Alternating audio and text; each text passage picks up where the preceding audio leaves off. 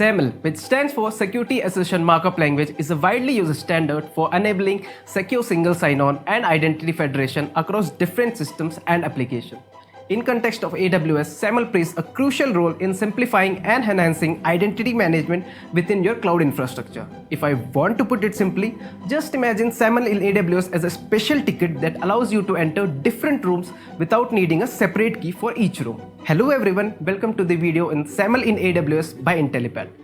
In today's video, we are going to see what is SAML and then how SAML federated users access AWS Management Console in a detailed manner. But before we begin, make sure you subscribe to our Intellipaat YouTube channel and hit the bell icon to never miss any updates coming from our side. Okay, before diving to our main topic, let's first see what SAML is.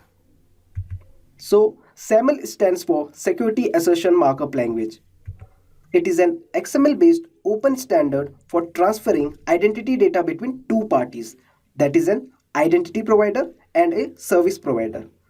If we talk about SAML in AWS, here AWS acts as a service provider and your organization's IDP generates a security assertion that AWS trusts to grant the access.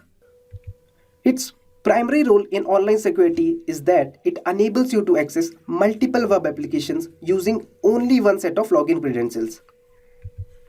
It makes single sign-on technology possible by providing a way to authenticate a user only once and then communicate that authentication to multiple applications.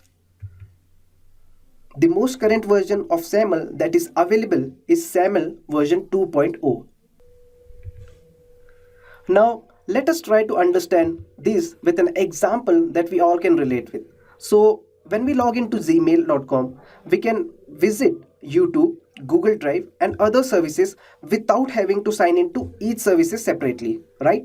So this SAML function flow is basically based upon only two entities. That is, first, service providers, which receives authentication from the IDP and grants the authorization to the user.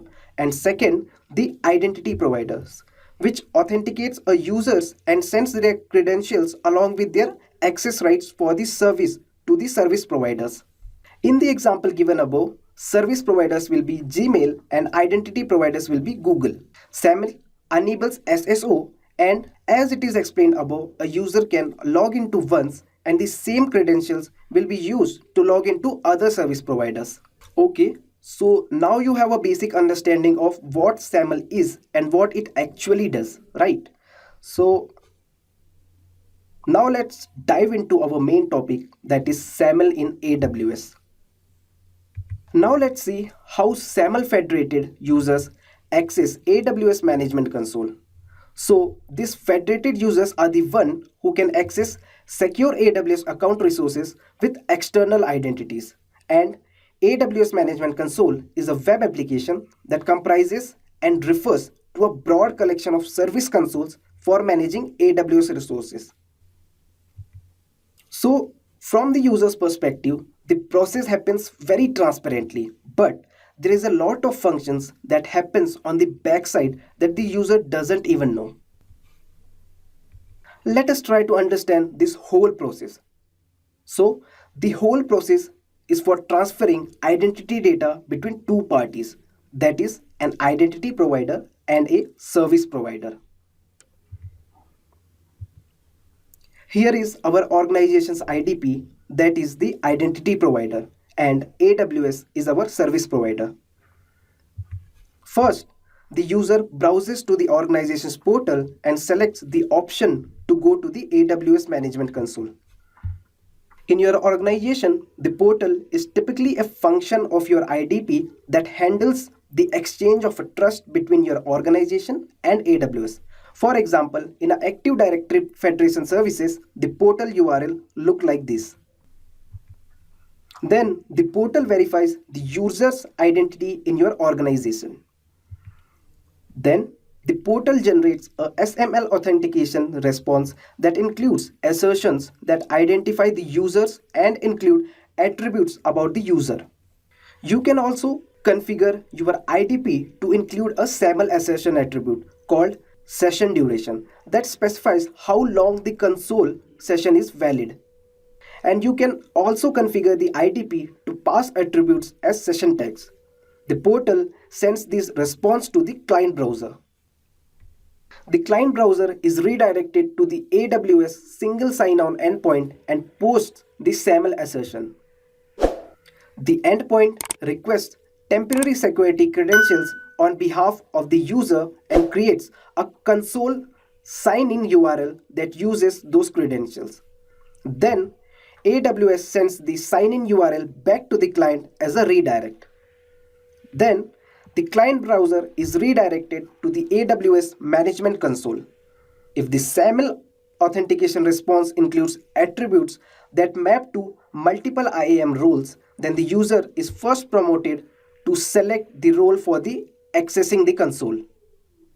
So this is the whole process, which seems to be working very transparently from the user's perspective. The user starts somewhere at the organization's internal portal and ends up at the AWS Management Console without ever having to supply any AWS credentials. That's all we have for this video. I hope you guys are now clear with what is SAML and how SAML federated users access AWS Management Console. Thank you so much for staying with us till the end, and if you found this video helpful, don't forget to give it a thumbs up and share it with your fellow mates. And also do subscribe to our YouTube channel to never miss any updates coming from our side. Just a quick info guys. Intellipaat offers advanced certification in DevOps and cloud computing in collaboration with IIT Pravartak, a technology innovation hub of IIT Madras. This online advanced certification in DevOps and cloud computing by IIT Pravartak will help you gain expertise in DevOps, access management, DevSecOps, Terraform, and more. With this course, we have already helped thousands of professionals in successful career transition. You can check out their testimonials on our Achievers channel. The link is given in the description below. Without a doubt, this course can set your career to new heights. So visit the course page link given in the description below and take your first step towards career growth in the field of cloud and DevOps.